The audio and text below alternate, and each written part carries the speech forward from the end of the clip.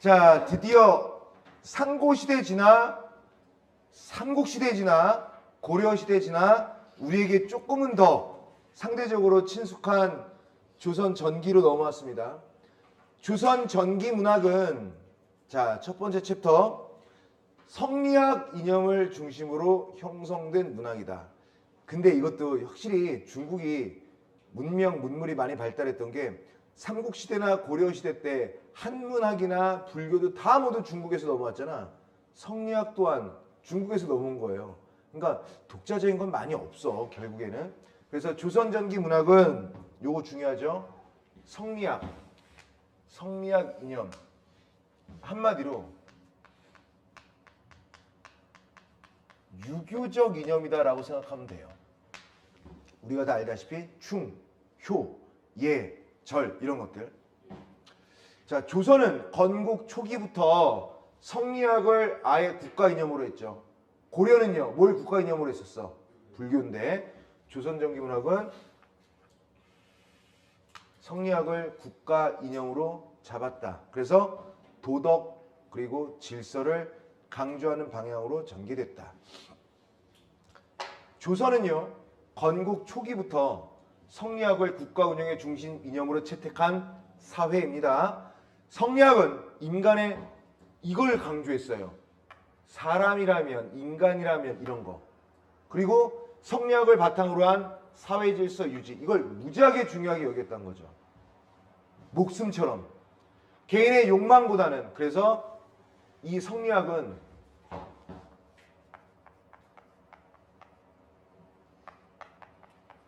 개인의 욕망이냐 아니면 사회적 역할이냐 라고 했을 때 언제나 사회적 역할을 더욱더 강조한 거예요. 조선 전기는 이게 되게 셉니다. 그래서 이게 그대로 이런 게 그대로 조선 전기 문학에도 그대로 반영됩니다. 조선 전기 문학에서는 인간이 어떻게 살아야 하느냐, 어떤 삶이 인간으로서 가장 바람직한 삶을 사느냐 이런 걸 얘기하는 거예요. 불교는 어땠어요? 어떻게 살아야 하느냐라고 하기보다는 이 고통으로부터 어떻게 해탈하느냐.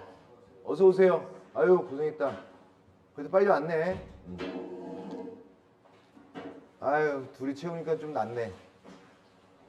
고생했어.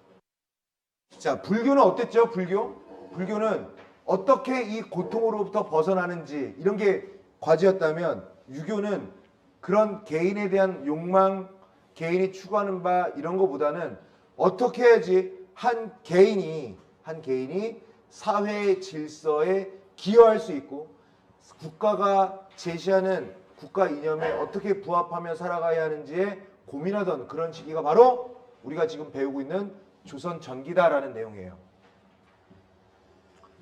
조선 전기 문학에서는 인간이 어떻게 살아야 하는지, 어떤 삶이 바람직한지에 대한 규범적 메시지가 강하다. 규범적 메시지. 그래서 우리가 이거 많이 얘기했잖아. 뭐 임금에게 충성하고 국가에 충성하고 예절과 도덕을 지켜야 하며 효도해야 한다. 이런 것들이 다 규범적 메시지입니다. 그리고 선생님 자연 친화적 태도도 있잖아요. 있죠. 근데 자연을 노래하는 작품조차도 단순한 감상으로 끝나는 것이 아니라 인간의 도덕적 태도, 이상적 삶과 같이 연결되는 거야. 몰라 난 자연이 좋아 이러지는 않았단 말이죠. 만약에 예를 들어서 이런 거죠. 뭐 하나만 예를 들어볼게. 대나무 예찬하고 싶어. 근데 대나무 갖다가 대나무 아름다워 대단해가 아니야. 대나무는 추워도 꼿꼿하게 눈 비바람에 굴하지 않는구나 라는 어떤 유교적 이념인 지조와 절개를 상징함과 동시에 또 모두 있어요. 대나무 안은 텅텅 비었죠. 그래서 재물에 욕심을 내지 않는 청렴함. 봐봐. 그러니까 이런 자연을 노래하는 작품조차도 결국에 유교적 사고, 성리학적 사상을 바탕으로 한 인간의 도덕적 삶과 이상적 삶과 연결시키는 경우가 많았다라는 거죠. 언제? 조선 전기에. 그래서 따라서 조선 전기 문학은 후기는 아니에요. 전기 문학은 그래서 이게 선생님은 이게 조선 여러분들이 선생님한테 알려준 거는 조선 문학이라고만 알려줬어요. 그러면 이게 섞일까봐 선생님이 일부러 조선 전기와 후기로 끄는 거예요. 그래서 공부할 때 전기 따로 후기 따로 공부하는 게 되게 좋아. 후기는 대충 알지 않니? 뭐 사설 우리가 배운 사설 시조가 등장하고 본격적으로 민중이 이제 개인에 대한 자각을 느끼고 그 다음에 유교적 사상으로부터 좀 벗어나려고 하고 가급적 자유분방하려고 하고 뭐 이런 것들이 드러난단 말이죠. 잠시 후에 하겠지만 그러나 조선 전기에서는 그런 것은 없었다. 조선 전기 문학은 그래서 감정 표현보다는 도덕적 가치의 전달. 이 도덕적 가치의 바탕은 유교적 사상을 바탕으로 한 거죠. 그래서 뭐 이념을 중심으로 성리학 이념을 중심으로 형성된 문학이다. 이렇게 얘기할 수가 있겠습니다. 자, 두 번째 챕터로 넘어갑니다. 자, 또 뭐가 있을까? 조선 전기 문학은요. 훈민정음 창제로 국문문학이 본격적으로 발전했다. 오케이. 훈민정음 창제가 1443년에 만들어져서 1446년에 세상에 오픈되었으니까 본격적으로 1446년 이후부터는요 국문문학이 본격적으로 발전하는 거죠. 이게 가장 중요해. 이건 100% 시험 나와요. 그러니까 이게 조선 전기죠.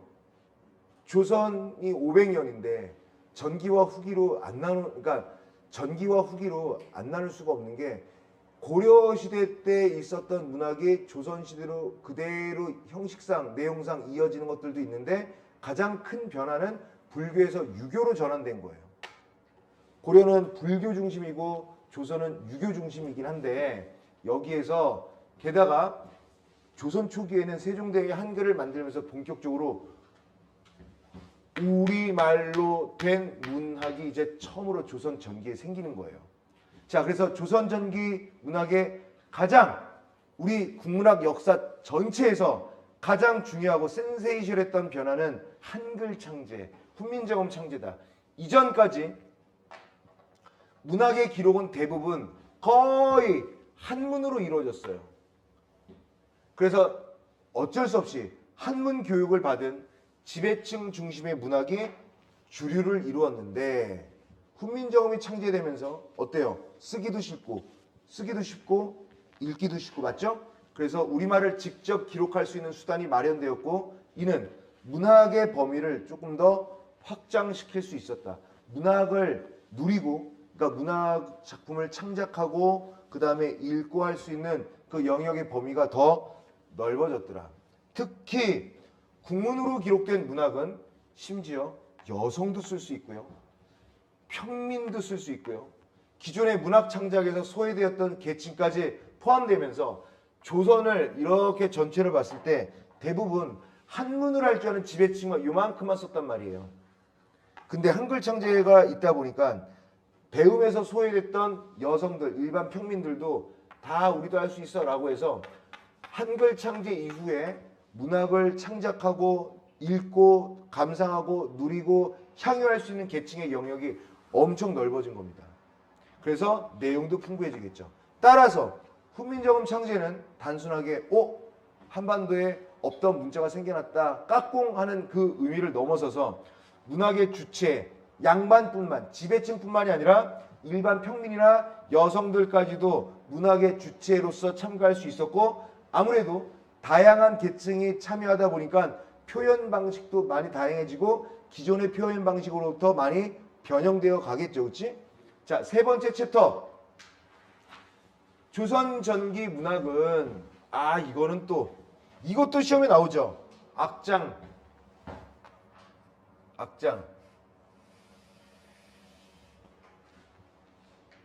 야, 이거는 얘들아 시험에 꼭 나온다. 어쩔 수 없어요. 자, 보세요.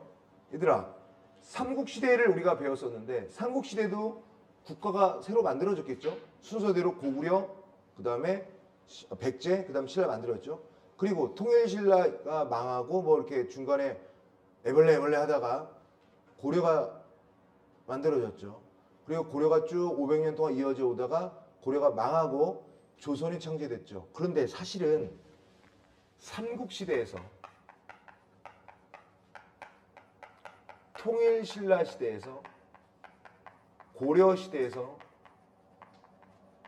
조선시대로 올 때 얘네들이 얼마나 왕조가 바뀌고 그 다음에 국가가 바뀌는 어마어마한 사건인데 그때 조선이 될 때 빼놓고는 조선 초기에 한글이 만들어졌으니까 그때 빼놓고는 대부분 한글이라는 것이 존재하지 않았을 거란 말이야. 그러니까 국가, 왕, 국가가 어떻게 그 전에 어떤 그 국가를 뒤엎고 새로운 정권, 새로운 왕조가 태어났을 때 그 왕조의 탄생을 예찬하거나 뭐 태조는 대부분 그 왕조의 첫 번째 왕을 다 태조라고 하잖아요. 그렇지? 그 태조의 어떤 것들을 칭찬하거나 막 찬양하거나 예찬해야 되는데 얘네들은 그런 게 좀 희미하거든요. 근데 조선이 만들어지고 얼마 안 있다가 한글이 창제됐으니까 한글로 할 수 있는 거 해야 되지 않겠어? 그래서 뭐가 나오냐면 악장 문학이 등장해요. 악장 문학은 백성들 문학이 아니고요. 새로운 왕조의 탄생을 찬양하고 국가, 새로운 왕조의 탄생에 정당성을 부여하는 우리가 알고 있는 용비어천가 이거 다 모두 악장이에요. 용비어천가 뭐예요? 조선 찬양, 이성계 찬양, 조선 왕들 찬양 이런 거 아니야? 이성계 조상 찬양 이런 거 아니야? 그러니까 악장 가사는 그래서 왕권, 국가 이념을 찬양한다. 그래서 조선 왕조는 실은 어떻게 나쁘게 얘기하자면 쿠데타에 의해서 만들어진 정권인데 여기에 아무래도 좀 부끄러웠는지 정당성을 부여하려는 기능을 수행한다. 그래서 악장 문학에서 요 기능 수행을 밑줄 치고요. 별표 치고요. 악장 문학은요. 기능과 목적을 중요시 여겼어요. 그래서 문학 작품의 아름다움, 문학 작품의 어떤 표현의 수준 이거는 되게 떨어져요. 조선 전기에는 새로운 왕조가 건국되었기 때문에 그 정당성을 확립하는 것이 왕조를 튼튼하게 유지하기 위해서는 되게 중요했었어. 이 과정에서 등장한 문학이 바로 악장. 악장은 궁중의 의례 그리고 행사 또는 노래로 불리던 문학으로 왕조는 영원해야 됩니다. 우리 왕조는 정당합니다. 우리 왕조는 찬란합니다. 이 왕조를 세운 우리 왕의 그 조상들은 훌륭하십니다. 이런 것들을 막 떠받드는 내용을 담고 있다는 거예요. 그러니까 이거는 단순한 예술이 아니라 아까 얘기했던 것처럼 기능과 목적을 중요시한다. 정치적 목적을 가진 문학이다. 그래서 목적적 문학이라고도 해요. 새로운 왕조가 하늘의 뜻에 의해 세워졌다는 점을 무지하게 강조하죠. 무지하게 강조하고요. 그러니까 이 국가 건들면 안 돼. 이런 거야. 왕과 국가의 권위를 정당화하는 역할을 합니다. 따라서 악장 문학이라는 것은 감정 표현, 개인의 서정 이런 거 아니에요. 국가 이념의 선전 그리고 권력을 정당화하는 아까 얘기했죠? 목적, 기능, 기능과 목적. 조선전기 악장, 기능, 목적. 조선전기 악장, 기능, 목적. 한 번만 더. 조선전기 악장, 기능과 목적. 하나 더 여기 없는 거 해줄게요. 그래서 예술성이나 문학적 아름다움은 상대적으로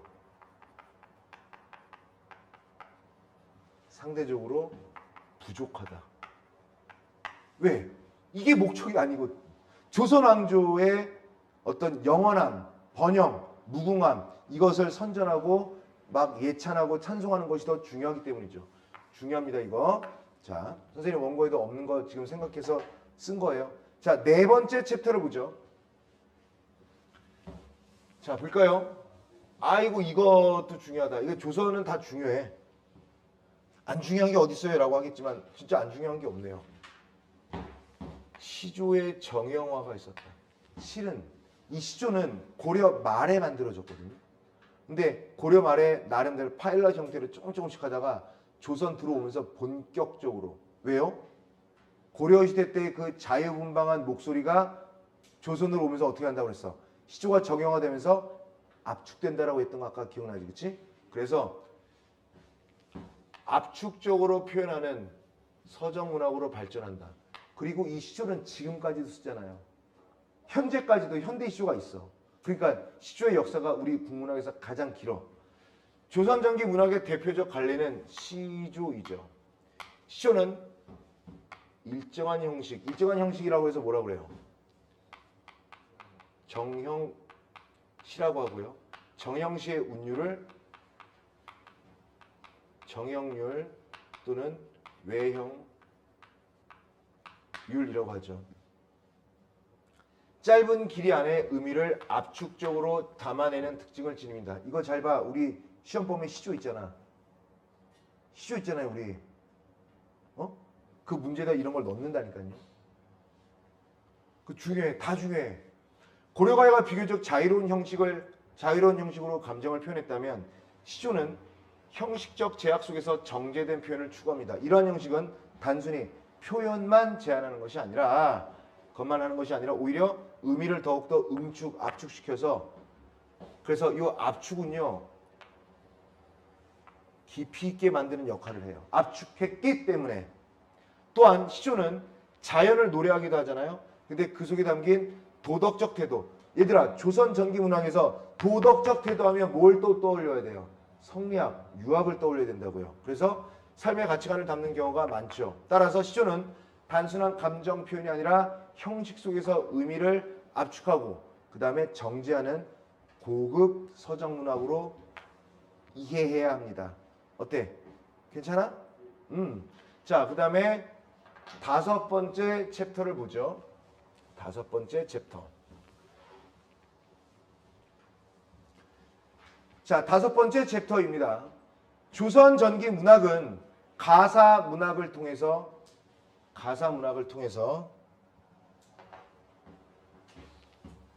교훈,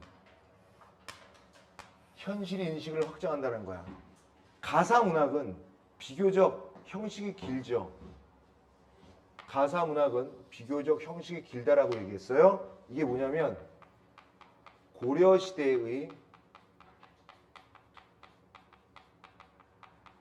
서사성이 조선 전기의 가사로 이어진 것이다. 중요하죠. 별표 쳐야 돼요. 그리고 가사를 뭐라고 돼? 얘들아, 시조는 어때요? 아까 얘기했던 정제되었다는 응축하고 압축했다는 시조는요. 하나 둘 셋 넷, 둘 둘 셋 넷, 셋 둘 셋 넷, 초장, 중장, 종장, 3장, 1, 2, 3, 4, 5, 6, 9, 15, 15, 15, 전체 음절 45, 음절 내외 이런 거잖아요. 근데 가사란 건 뭐예요? 하나 둘 셋 넷, 둘 둘 셋 넷, 셋 둘 셋 넷으로 끝나는 게 아니라 아 몰라 뭐 하고 싶은 대로 막 쓰는 거예요. 그래서 가사를 뭐라고도 하느냐? 가사를 뭐라고도 하냐면 시조의 연장체라고도 하고요. 자, 하민아 힘들지? 힘내자. 또 뭐라고도 하냐면 이야기가 있는 서사성을 띤 운문문학이라고 합니다. 조선하면 시조와 가사죠. 그래서 가사는 시조보다 길고 자유로운 형식을 가진 문학으로 설명적 그리고 서술적 성격이 강합니다. 시조가 짧은 형식 속에서 의미를 압축하는 데 초점을 둔다면 가사는 길게 이야기를 풀어가면서 교훈, 경험을 전달합니다. 특히 조선 전기 가사는 자연 속에서의 삶, 그 다음에 뭐 임금으로부터 혼나서 쫓겨난 유배 경험, 그리고 인간의 도리. 또 역시 인간의 도리라고 한다면 또 뭐예요? 유교적 사상 또는 성리학적 태도를 얘기하는 거겠죠. 그렇지? 그래서 전달하는 기능을 합니다. 이 점에서 가사는 단순한 감정 표현을 얘기하는 게 아니야. 삶의 태도와 교훈을 전달하는 이것도 역시 삶의 태도와 교훈을 전달한다. 이것 또한 기능적이죠. 예상 문제 해줄까요? 고려시대 문학이든 조선시대 문학이든 무엇이든 간에 뭐를 하기 위해서, 뭘 교훈을 전달하기 위해서 악장처럼 왕권, 왕들을 찬양하거나 예찬하기 위해서, 조선 건국의 정당성을 정당화하기 위해서, 뭐뭐하기 위해서라는 말이 들어가면 당연히 우리 문제 선택지에서는 기능, 목적 이게 꼭 들어가야 돼요. 선생님이 민정이를 많이 사랑해. 근데 왜 선생님을 떠났어? 선생님은 슬퍼? 이거 개인의 감정 아니야? 기능, 목적 있어 없어? 없어요. 승민아, 야 조선이 이렇게 건국된 거야. 그래서 우리는 이런 거를 찬양하고 우리는 예찬해야 돼. 예찬해야만 해. 목적 있죠? 그러니까 그런 것들은 기능, 목적. 지금 선생님 얘기한 거 되게 중요한 건데 꼭 알아도. 자, 그 다음에 그래서 시조와 가사 대비는 시험에서도 매우 중요한 포인트입니다. 또 얘기했습니다. 여섯 번째 챕터로 넘어갈게. 자, 여섯 번째 챕터. 자, 조선 전기 문학은요, 사대부 중심의 문학으로 성격이 규정되죠. 자, 사대부가 뭐야? 양반 계층을 얘기하는 거죠, 그렇지? 그래서 그들의 가치관, 사대부들의 가치관, 무슨 가치관이겠어요?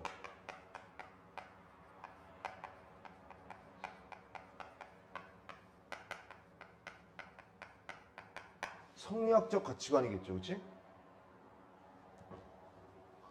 조선 전기 사회의 중심은 사대부입니다. 이들은 성리학적 교養을 갖춘 지식인 계층으로 정치, 학문뿐 아니라 문학 활동에서도 중심적 역할을 했습니다. 사대부 문학은 자연 속에서의 삶을 노래하거나 자신의 도덕적 이상을 표현하는 경우가 많고요. 그 다음에 개인적 감정 역시 사회적 가치와 연결되는 형태로 나타나요. 따라서 조선전기 문학이라는 것은 민중의 삶을, 민중은 이렇게 살아 저렇게 살아라는 것을 직접적으로 안 드러내고요. 오히려 사대부의 세계관. 그래서 조선전기 문학은요, 백성이 잘 안 보여.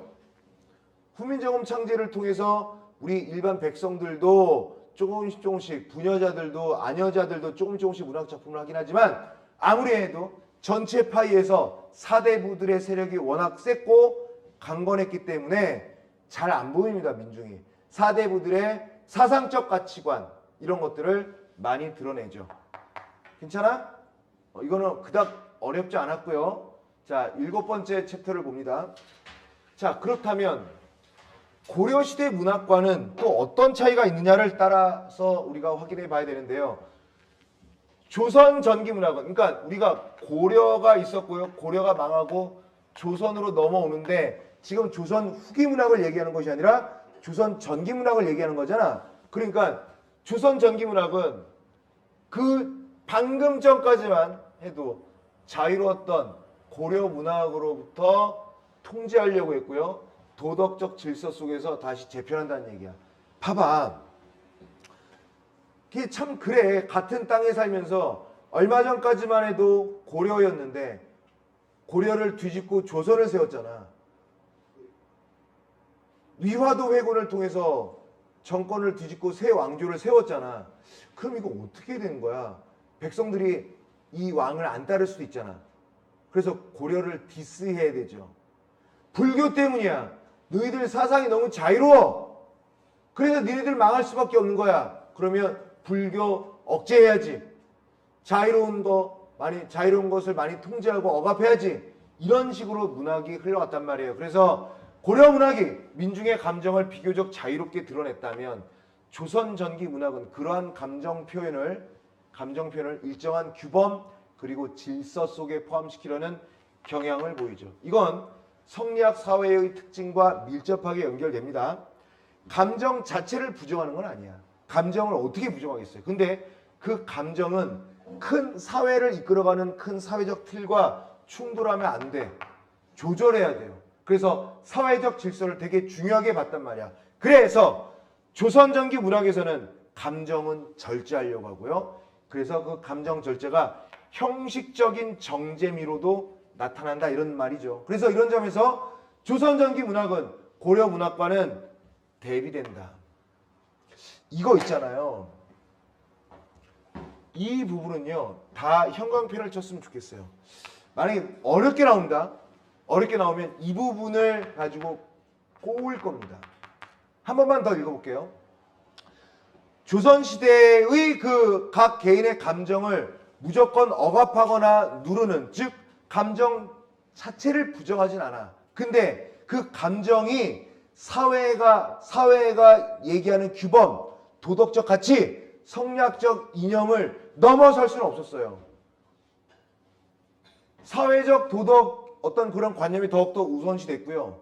그 틀에서 감정을 조절해 갈 수밖에 없었다. 특히 조선 전기에서는요. 미리 스포를 할까요? 조선 후기에서는 이게 또 무너집니다. 이해됐죠? 자, 그러면 다음 챕터로 넘어갈게요. 자, 8번째 조선 전기 문학의 8번째를 봅시다.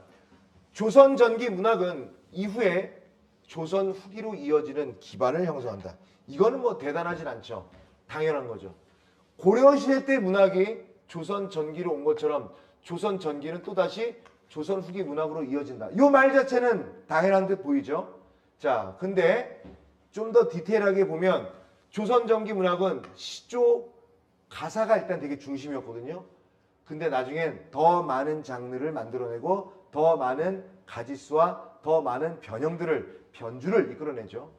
조선 전기 문학에서 정립된 시조와 가사는 조선 후기 문학에서 더욱 다양한 형태로 발전하고요. 또 국문문학의 기반이 마련되고요. 이후 나중에는 한글 소설 이런 것들이 새롭게 등장하게 되죠. 즉 조선 전기 문학은 완성됐다라고 볼 수는 없고요. 이후 조선 후기로 더 발전하면서 발전하는 방향으로 넘어갈 수 있게끔 전개될 수 있는 토대를 만들어낸 시기다. 따라서 조선 전기 문학은 단순히 특정 작품을 배우는 단계가 아니라 한국 문학의 구조가 본격적으로 딱 틀이 잡혀지는 시기다. 이해됐죠? 자, 그러면 정리로 넘어가 볼게요. 정리. 자, 조선 전기 문학은 성리학 중심 이념으로 하여 성리학 중심 이념으로 하여 도덕과 질서를 강조했다. 그다음에 아까도 앞서 얘기했죠? 훈민정음 창제를 계기로 국문문학이 본격적으로 발전했다. 그 다음에 악장문학. 얘들아, 악장은 그래서 조선 전기에 있다가 없어져요. 왜? 뭐 처음에만 찬양하면 되지. 그래서 악장문학은 왕조의 정당성을 찬양하는 기능을 수행했다. 그 다음에요. 시조와 가사는 각각 압축적 표현과 서술적 전달이라는 특징을 지닌다. 그리고 정형화된 갈래다.